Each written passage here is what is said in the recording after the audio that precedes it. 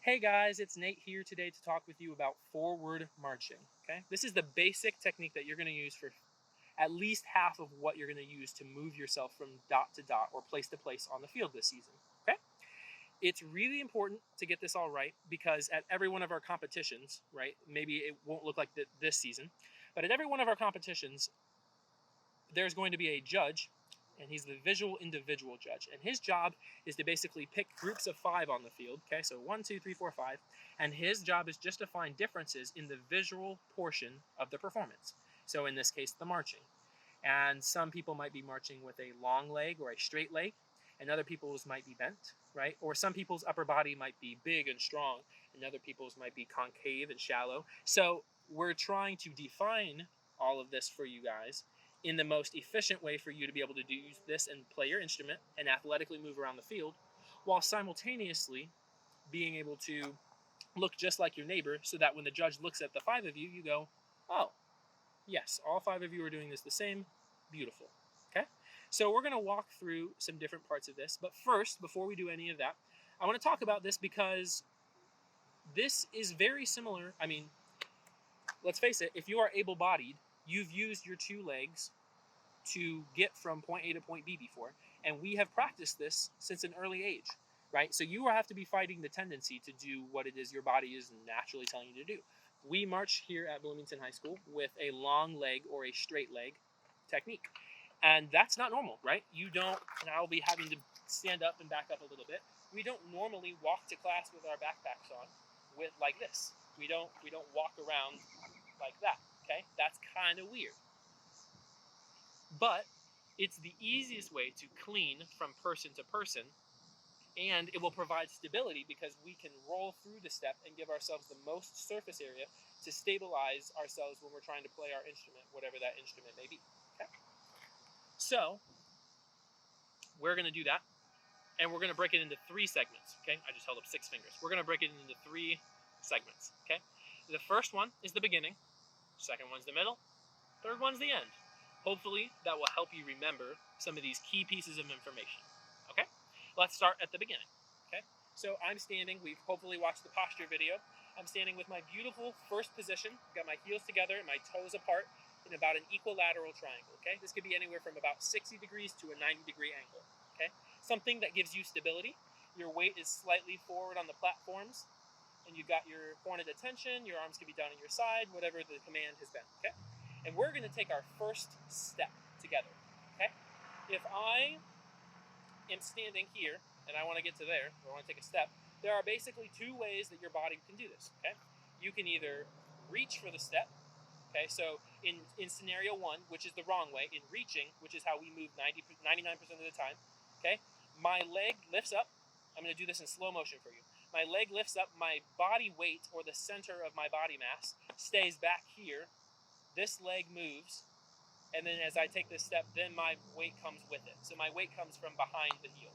You'll notice this puts me out of alignment with my points versus in between the legs and pushing my weight along with the first step.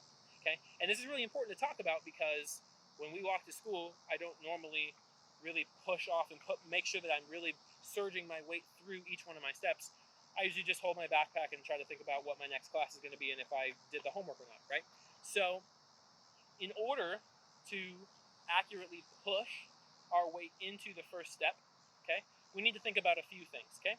The first one is if my weight is grounded in my left foot, because again, we start always with our left foot. I'm going to say this like 3 times for you right now. We start every move here 99% of the time, unless I tell you otherwise. We start every move with our left foot. Left foot, left foot. Okay? Make sure and find that one. It's always something that somebody struggles with. We start every move with our left foot. Okay? So when I take that first step with the left foot, okay, if I have my weight, so my weight, I can lean from left to right. If my weight is all over on the left foot, okay, if I lean to my left, and I try to take a step, what's going to happen? Think about it. Well, I'm going to fall because, again, my weight is going to no longer be supported. There's nothing. I'm going to pick it up to take a step, and my body is going to fall in that direction. So in order to stabilize myself when I push into that new direction, okay, I'm going to actually ground my weight into my right foot. Okay, this is going to allow us to do 2 things. First off, The first thing, you're not going to fall down. Great, awesome. The second thing is it's going to allow you to push and actually start that momentum. So not only, you're not just reaching, right, for that first step, you're actually pushing your body weight, your center of body, into the next step, okay? We're going to try not to dip. So if you can imagine a glass of water on top of your head, like it's strapped to your head, we're trying not to create a bunch of ripples in the water, so we don't want to bounce. Because again, if your horn or your clarinet, right, or whatever your tenor drums, like whatever you've got going on, right, and you have to take that first step, the more bounce, the more, that's the more differences between person to person, which is bad for that visual individual judge. But the second thing is the more that you have to guess on where to send your airstream, or how much you're going to have to use, like how much you're going to have to engage your forearms for your sticks. Because again, you're dealing with an unknown, rather than keeping everything the same, everything lifted, and pushing from that grounded right foot into that first step, staying tall and lifted. And remember that tallness from the posture comes from a space between the hips and the top of that rib cage. If you can feel in your side that rib cage, there's a little bit of space there that helps me elevate, and I'm going to ground my weight into the right foot, and I'm going to push into step one and stay nice and tall. Okay? So now we've pushed into step one. And the other thing we need to talk about is, when do we do this, right? So we have what's called an initiation count. And the initiation count just means that if I want to, if I have an 8 count move, okay, like 1, 2, 3, 4, 5, 6, 7, 8. And I always start on my left foot, means left foot steps on count 1. But let's think about this, remember, because I can't just go 5, 6, 7, 8, 1, because then my weight didn't go anywhere. And I can't just go 5, 6, 7, 8, and then on 1 start pushing, because by the time that 1 actually snaps, my body hasn't even moved yet. So there has to be what's called an initiation count in order for you to get your body from standing still to moving, or you're initiating the movement, the weight transfer, okay? So you're going to stand nice and tall, and then on count 8, and we're just going to give it a nice round definition for this. If it's really slow, we may decide to use the and of 8, so like 5 and 6 and 7 and 8 and. But for the most of the season, we're going to just use count 8. So on count 8 of any count off, so if I give you 5, 6, 7, 8, on count 8, you're going to start moving. And that's just going to be the time where you push from that right foot, that right platform, the large surface area of that shoe, the ball of that foot, you're going to push a 1. And that's going to send your weight in between the 2 feet. Your feet are going to be in parallel tracks, which just means that they're going to be in ski tracks. They're not going to be facing like this or like this in towards each other, okay? And then you're going to take a beautiful first step. You're going to be lifted in between the ribs and the rib cage and the hips, like you're lifting a glass of tall water, and you're going to just try not to bounce, okay? You can think about using and stabilizing from some of these larger leg muscles, like the quadriceps and the hamstrings. Try not to squeeze too much on the glute. I know we've talked about, some of you vets will know what the marble means, right? Try not to be squeezing from here. Tension anywhere is tension everywhere. And I'm taking that from Devin, so kudos to that kid, right? So we want to try to stay as relaxed as possible, but think about activating or engaging these larger leg muscles in order to, again, higher up in the leg, in order to start the movement and push into count 1. And I'm thinking, again, if I'm counting it off in my brain, 5, 6, 7, 8, 1. Okay? Now, if you go back and to just see what I just did, 5, 6, 7, 8, 1. Okay? What shape was my first step, the shape of my leg? What was the shape of my leg? You can go back and look, but I'm going to guarantee, because that one felt pretty good, right? It was pretty straight, I would say.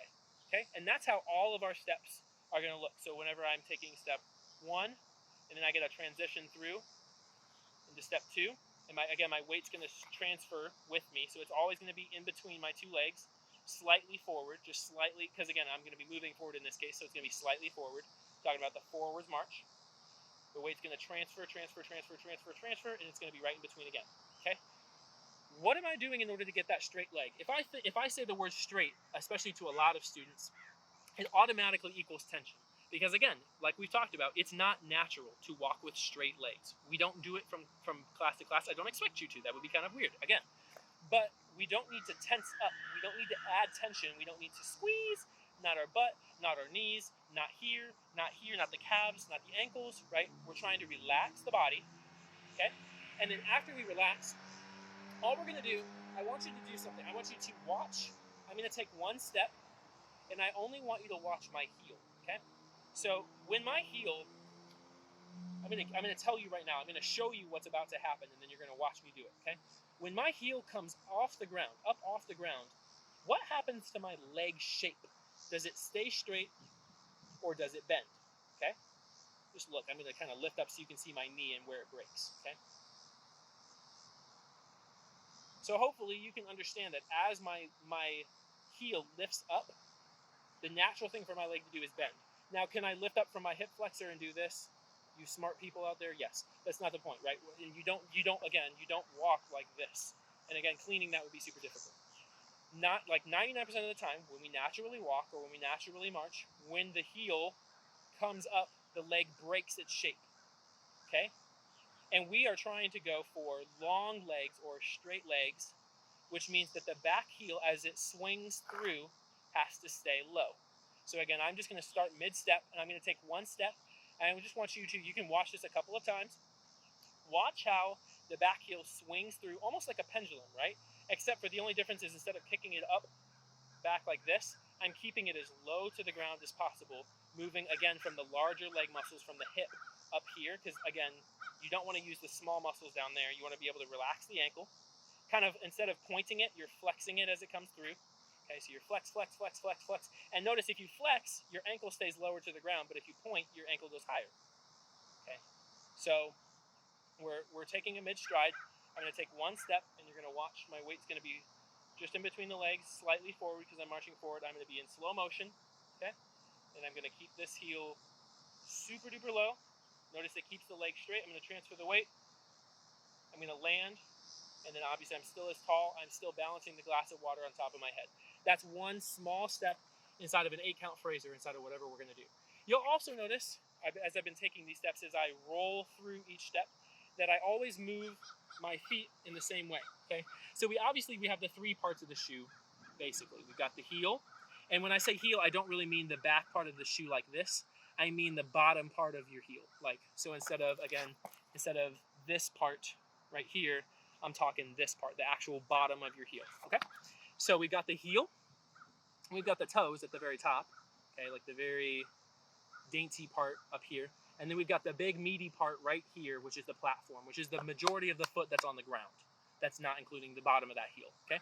When we strike for a first step, we always start with the bottom of that heel, okay?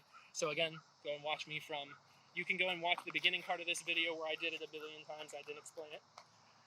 But when we take that first step, we start with the heel. Again, this is the beginning, but we've transitioned a little bit into the middle or the weight transfer between each step, okay? But when I take that first step, I start with the heel, okay? And then as I go and I transfer my weight from in between, and I have to pick this foot up, keep the heel low, what's happening to this foot? Well, this foot is taking from heel, we call this the heel ball toe mechanic, okay? And we're just moving, we're rolling through, like squeezing out all the toothpaste from the toothpaste roll. We're squeezing it out, we're going heel to the ball, and we're rolling the foot down, and then we're going to the toe, okay? But notice, if I keep rolling through, what happens to my heel, right? If I keep rolling through, the heel pops up and the leg breaks.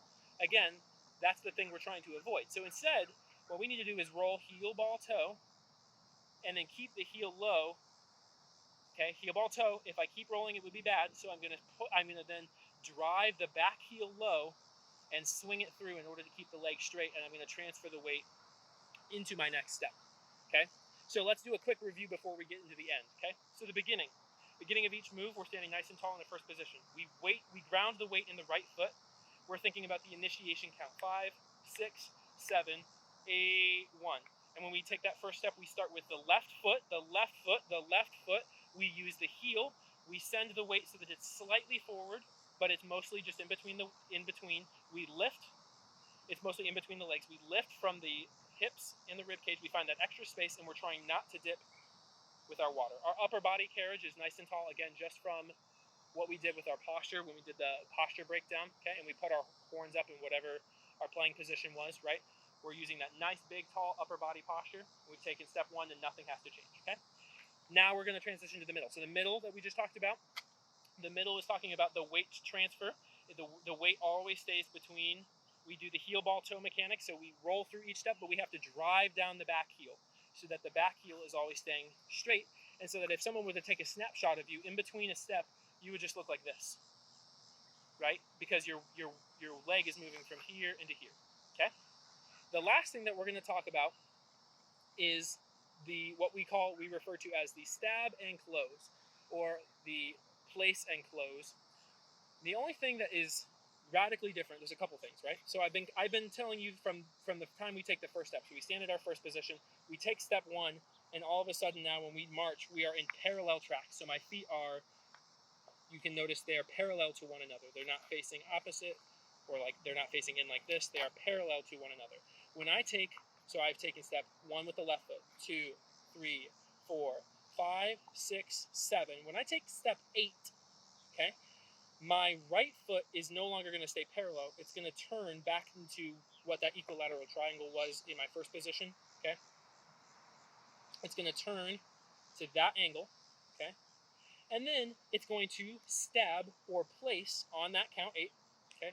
But instead of using the heel, the bottom part of the shoe, we are going to articulate or stab our platform, not our toes, our platform, the big meaty part of the foot, in order to stop the movement, okay, because this is the end of the movement.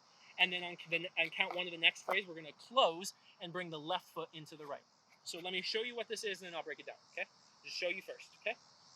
5, 6, 7, place, close. Okay, and you can go back and watch that, and you can watch that I placed with the platform, brought the left foot into the right on the count one of the next phrase, okay? Now, here's some reasons why we don't want to do the things that we don't want to do, right? If I use the toes, so some of us, like you remember in the dance terminology, the tendus, okay, this is not a tendu because the weight actually is still sent in between. So count 8, I'm still sending the weight through. But again, by using the larger part of the surface area of the foot, the platform, I can stop the weight. And now, if I'm marching forward, right, my weight in my momentum is sending me forward. So when I stop, I need to be able to shoot my momentum somewhere other than forward, because otherwise, if I try to stop, I'm going to fall forward like this, because my momentum is sending me forward. So instead, I'm going to try to stay taller and shoot my momentum both up and down. I'm thinking it like a string. So if I had a string and I make it really taut, you see the little waves, but it mostly just stays still. So if I'm going 5, 6, 7, 8, again, my weight's coming through, and then 1, I'm getting super tall. I'm back to those points of alignment. I have that first position with my feet. I've stabbed with the platform at that equilateral triangle angle, and then my body is completely stopped. This is the same exact thing for when we do backwards march, right? When we're in the backwards march and we do stab and close, we just lift up. Because again, if we were all the way up on our toes and then we just landed like this, you notice that I had that little bounce, right? Think about playing an instrument, right? If you have to play, like, you're playing all the way to count 1 of the next phrase. Da, like, notice what happens to the tone quality. You're going to bounce, you're going to lose the sound, it's going to be pretty bad. So the reason that we use the platform and we don't go super high up is so that you don't have to accumulate or accommodate for that bounce, because that bounce is not helpful to your playing or to you, and it provides more strain in your calf and in your ankles. You don't want to have to be this high up. It causes too much tension, and tension anywhere is tension everywhere. Cool? So I'm going to review just for that ending part, right? So we send the weight through, count 8, we turn out at the equilateral triangle, stab with the platform, the large meaty surface area of the shoe. We bring in this on count 1, and we're back to that beautiful, awesome posture that we had when we started, okay? And that's again going to go count 8, count 1. Hopefully this is super helpful and not super over the top. If you have any questions, again, feel free to reach out to Devin or I or Mr. Chernick. I can't wait to see you guys on the field this summer. Hope you've been staying safe and healthy.